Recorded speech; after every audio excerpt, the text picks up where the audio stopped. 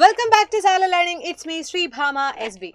ഹായുടെ മക്കളെ, എല്ലാവരും ഉഷാറായിട്ട് അടിപൊളിയായിട്ട് ഇരിക്കുന്നെന്ന് വിചാരിക്കുന്നു. ഇന്ന് മിസ് വന്നിട്ടുള്ളത് നിങ്ങൾക്ക് വളരെ യൂസ്ഫുൾ ആകാൻ പോകുന്ന ഒരു വീഡിയോ ആയിട്ടാണ്.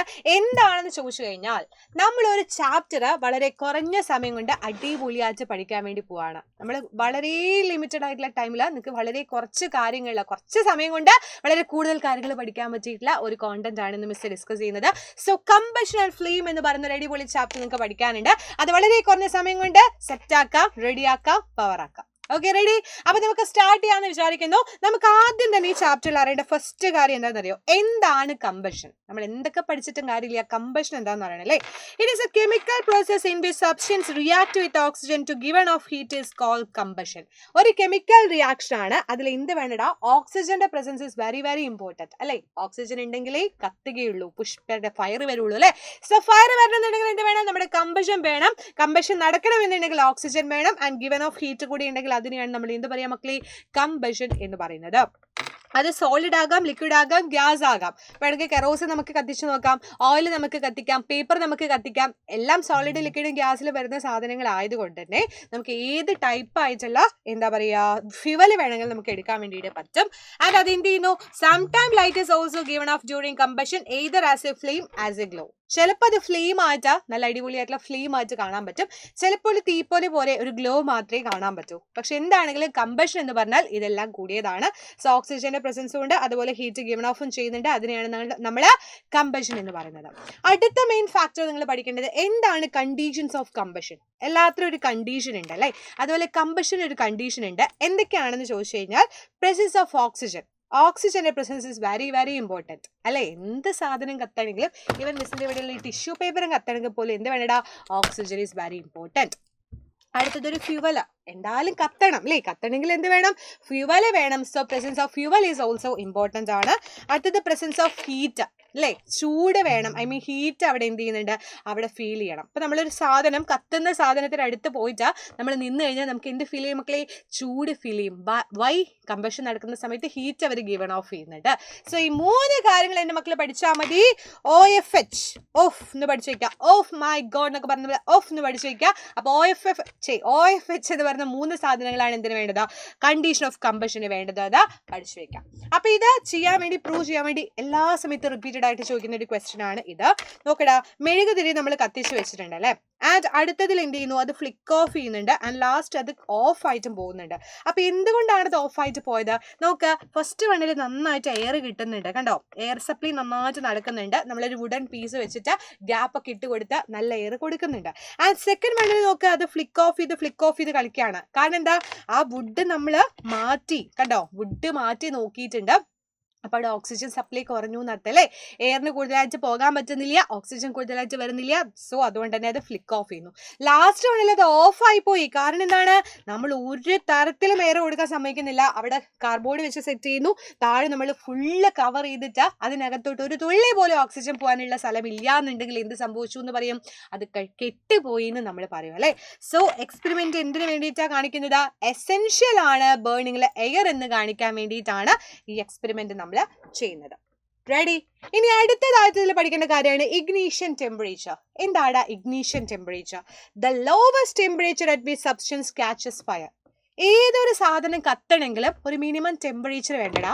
മിസ്സിന് കയ്യിലുള്ള പേപ്പർ നിങ്ങൾ കത്തിച്ചു എന്ന് പറയുമ്പോൾ ആ കത്തിക്കാൻ എടുക്കുന്ന ഒരു ടൈമില്ലേ, ആ സമയത്ത് അവിടെ ഒരു ടെമ്പറേച്ചർ ഇല്ലേ, അതെന്ന് പറഞ്ഞാൽ ഏറ്റവും ലോവസ്റ്റ് ആയിട്ടുള്ള ടെമ്പറേച്ചർ ആയിരിക്കും എന്നാണ് പറയുന്നത്.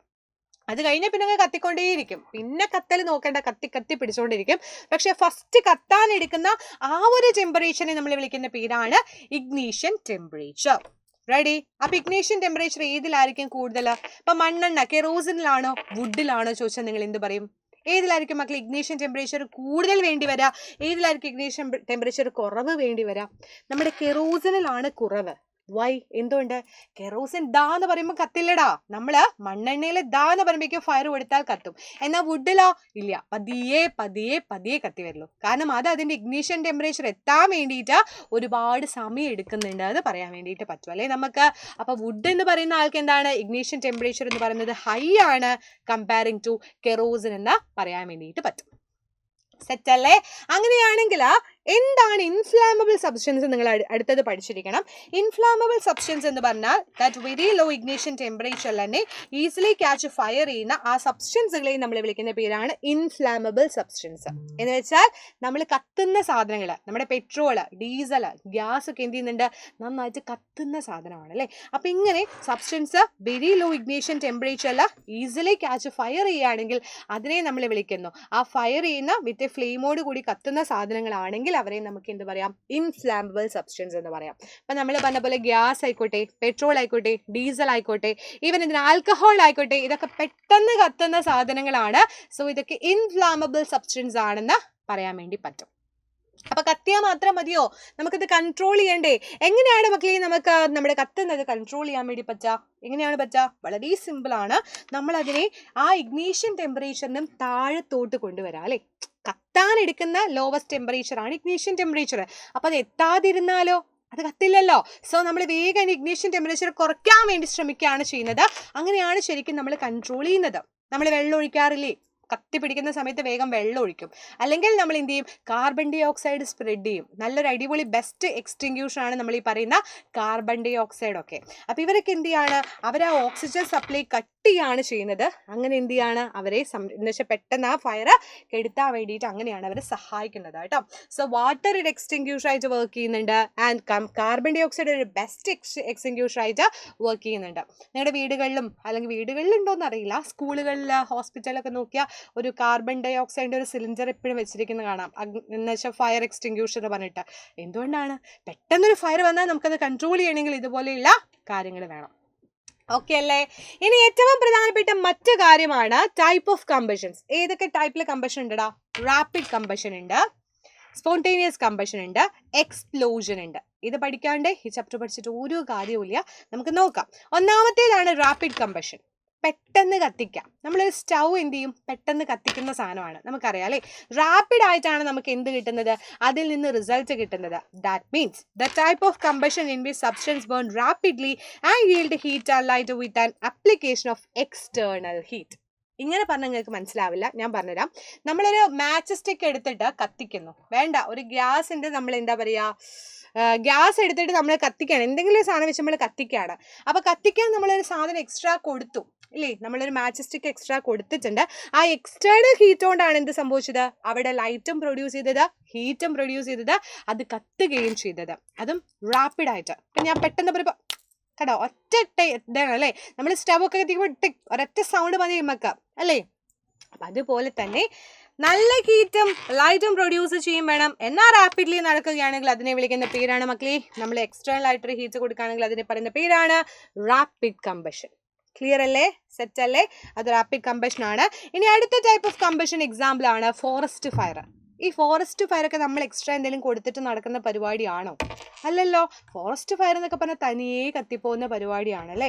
എന്ന് വെച്ചാൽ ഒരു എക്സ്റ്റേണൽ ഹീറ്റും അവിടെ നമുക്ക് എന്തില്ല, ആവശ്യമായിട്ടില്ല. അപ്പോൾ ഈ സ്പോണ്ടേനിയസ് കമ്പഷൻ എന്ന് പറയുന്നത് type of combustion in which material suddenly burst into flame without an application of apparent cause. പുറത്തുനിന്ന് ഒരു സാധനം കൊടുക്കേണ്ട ആവശ്യമൊന്നുമില്ല, തനിയെ തന്നെ ആ കമ്പഷൻ നടക്കുകയാണ് അല്ലേ. സഡൻലി പെട്ടെന്നാണ് നടക്കുക. കാട്ടുതീ പടരുന്നു അല്ലെങ്കിൽ കാട്ടുതീ വരുന്നു എന്നൊക്കെ നമ്മൾ കേൾക്കുന്നത് പെട്ടെന്നാണ്.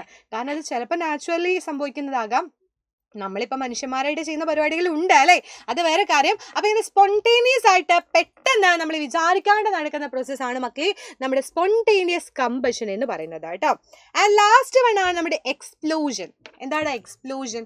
പടക്കം പൊട്ടിക്കാൻ, നമ്മൾ പടക്കം പൊട്ടിക്കില്ലേ, പടക്കം പൊട്ടിക്കുമ്പോൾ എങ്ങനെയാണ്, നല്ല സൗണ്ടിലല്ലേ, നമുക്ക് പേടിയാവല്ലേ, ഇങ്ങനെ നമ്മൾ ചെവി ഇങ്ങനെ പൊത്തി പിടിച്ചിട്ടാണ് നമ്മൾ പടക്കം പൊട്ടുന്നത് കേൾക്കുക. അപ്പം അത്രയും സൗണ്ടിൽ നല്ല ലൈറ്റും പ്രൊഡ്യൂസ് ചെയ്യില്ലേ, നല്ല അടിപൊളി ആറ്റല്ലേ ആകാശത്ത് പോയിട്ട് അത് പൊട്ടുക.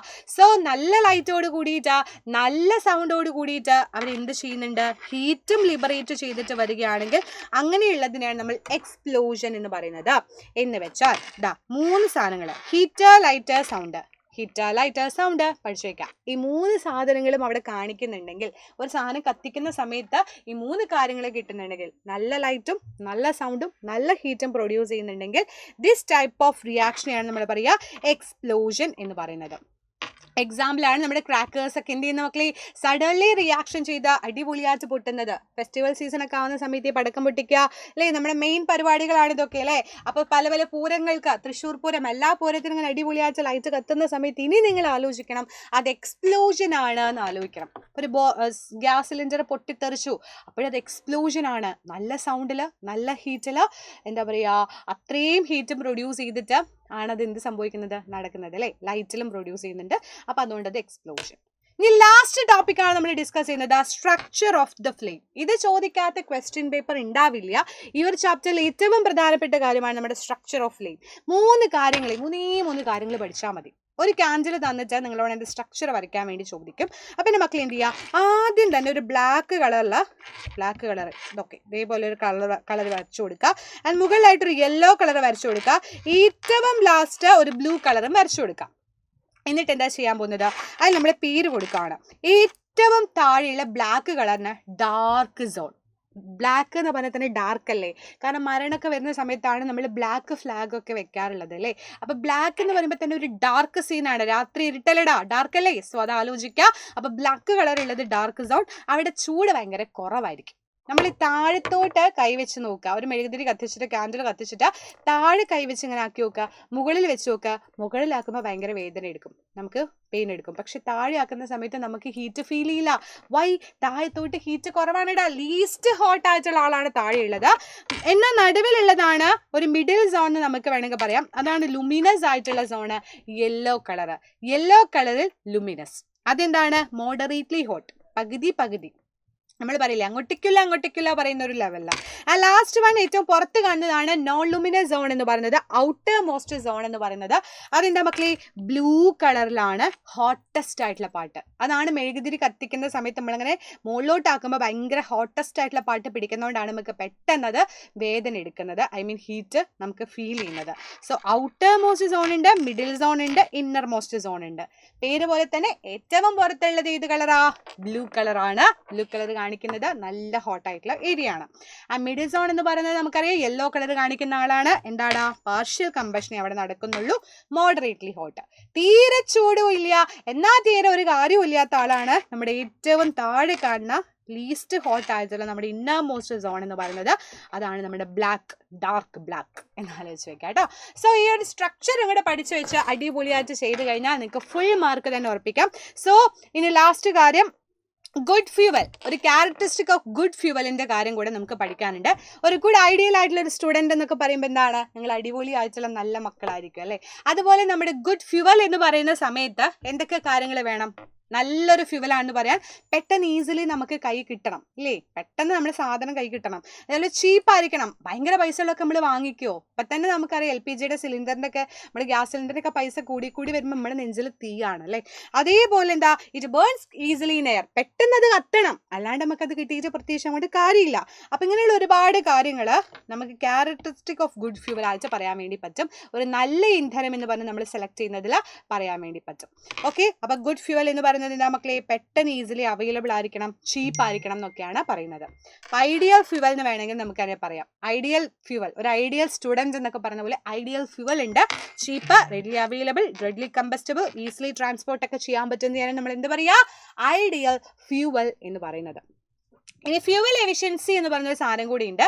എന്ന് വെച്ചാൽ ഒരു സാധനം കത്താൻ എടുക്കുന്ന ഒരു സമയമുണ്ട് അല്ലേ. ഇപ്പോൾ ഒരു amount of heat energy produced on complete combustion of 1 kilogram of fuel is called calorific value. 1 kilogram ഉള്ള ഒരു ഫ്യൂവൽ ഞാൻ എടുക്കുകയാണ്, അതെടുത്തിട്ട് ഞാൻ എന്ത് ചെയ്യാണ്, കംപ്ലീറ്റും അത് എന്ത് ചെയ്യാണ്, കമ്പസ്റ്റ് ചെയ്യിപ്പിക്കുകയാണ്, കത്തിക്കുകയാണ്. കത്തിക്കുന്ന സമയത്ത് അവർ എന്തായാലും ഹീറ്റ് പ്രൊഡ്യൂസ് ചെയ്യുന്ന നമുക്കറിയാം. അപ്പോൾ എത്രത്തോളം അവർ amount of heat energy produce ചെയ്യുന്നുണ്ടോ 1 kilogram ഫ്യൂവൽ കത്തിക്കുന്ന സമയത്ത് അതിനെയാണ് നമ്മൾ എന്താ പറയുക, കാലോറിഫിക് വാല്യൂ. അതാണ് കിലോ ജൂൾ പെർ kg എന്ന് പറഞ്ഞിട്ട് നമ്മൾ റെപ്രസെൻറ്റേറ്റ് ചെയ്യാറുള്ളത്. ഏറ്റവും നല്ല അടിപൊളി കാലോറിഫിക് വാല്യൂ കാണിക്കുന്ന ആളുകളൊക്കെ ഉണ്ടടാ, നോക്കടാ. 150, 100,000 അല്ലേ, 35,000 to 40,000 വരെയുള്ള ബയോഗ്യാസ് ഒക്കെ നോക്കുക, അടിപൊളിയായിട്ട് കത്തും. 25,000 to 33,000 ഉള്ള കോൾ ഉണ്ട്, വുഡ് ഉണ്ട്, കണ്ട ഓരോ സാധനങ്ങൾ കത്തുമ്പോൾ ഹീറ്റ് പ്രൊഡ്യൂസ് ചെയ്യുന്നത് 1 kg ആ സാധനം നമ്മൾ എടുത്തിട്ട് കത്തുന്ന സമയത്ത് അത് ഹീറ്റ് പ്രൊഡ്യൂസ് ചെയ്യുന്നതിൻ്റെ കണക്കാണ് ഇവിടെ വെച്ചിട്ടുള്ളത്. അതെല്ലാം ഡിഫറെൻ്റ് ആയിരിക്കും. ഇതിനെ നമ്മൾ വിളിക്കുന്ന പേരാണ് കാലോറിഫിക് വാല്യൂ. ആൻഡ് ലാസ്റ്റ് കാര്യം, ഇതൊക്കെ നമ്മൾ പഠിച്ചു. ഇനി അതിൻ്റെ ഏറ്റവും വലിയ കാര്യം എന്താ, പോസിറ്റീവ് കാര്യങ്ങളും ഉണ്ട്, ഏതൊരു സൈഡിലും പോസിറ്റീവ് കാര്യം നെഗറ്റീവ് കാര്യമുണ്ട് അല്ലേ. നെഗറ്റീവ് സൈഡും ഉണ്ട്, പോസിറ്റീവ് സൈഡും ഉണ്ട്. അതുപോലെ നെഗറ്റീവ് സൈഡിൽ നമുക്കറിയണം, ഈ ബേണിംഗ് ഓഫ് ഫ്യൂവൽ നടക്കുന്ന സമയത്ത് ഏറ്റവും കൂടുതൽ പ്രശ്നം വരുന്നത് എന്താടാ നോക്കുക, അൺബേൺ ആയിട്ടുള്ള കാർബൺ പാർട്ടിക്കിൾസ് വന്നു കഴിഞ്ഞാൽ പൊല്യൂഷൻ ഉണ്ടാക്കും അല്ലേ. നമുക്കറിയാം ഒരു സാധനം കത്തിച്ചിട്ട് പകുതിയെ കത്തിയില്ലെങ്കിൽ ആ സ്മോക്ക് വരും. ആ സ്മോക്ക് എന്ന് പറയുന്നത് ഭയങ്കര പോയിസണസ് ആയിട്ടുള്ള സ്മോക്ക് ആയിരിക്കും. പ്ലാസ്റ്റിക് കത്തിക്കുന്ന സമയത്തും പലത് കത്തിക്കുമ്പോൾ നമുക്ക് അറിയുന്നതാണ് അല്ലേ. കാർബൺ മോണോക്സൈഡ് ഒക്കെ പോലെയുള്ള ഭയങ്കര ഡേഞ്ചറസ് ആയിട്ടുള്ള സാധനങ്ങൾ വരും. സോ അതുകൊണ്ട് അങ്ങനെയുള്ളതൊക്കെ എന്താണ്, പൊല്യൂഷന് കാരണമാകും. ആൻഡ് അടുത്തത് പറയുകയാണെങ്കിൽ ചിലരെ കിൽ ചെയ്യാനുള്ള പോയിസണസ് ആയിട്ടുള്ള ഗ്യാസുകൾ നമ്മൾ പറഞ്ഞ പോലെ തന്നെ ഡേഞ്ചറസ് ആയിട്ടുള്ള, അപ്പോൾ ബേണൊക്കെ കത്തിക്കുന്ന സമയത്ത് ഡേഞ്ചറസ് ആയിട്ടുള്ള കുറേ എന്താ പറയുക ഇതുപോലെയുള്ള സ്മോക്കും കാര്യങ്ങളൊക്കെയാണ് പുറത്ത് വരുന്നത്. അതുകൊണ്ട് അതൊക്കെ എന്ത് ചെയ്യുന്നു, ഈ കാർബൺ മോണോക്സൈഡ് പോലെ CO എന്ന് പറയും, കാർബൺ മോണോക്സൈഡ് പോലെയുള്ള ഗ്യാസ് ഒക്കെ വന്നാൽ നമുക്ക് വരെ മരണം സംഭവിക്കാം എന്നാണ് പറയുന്നത്.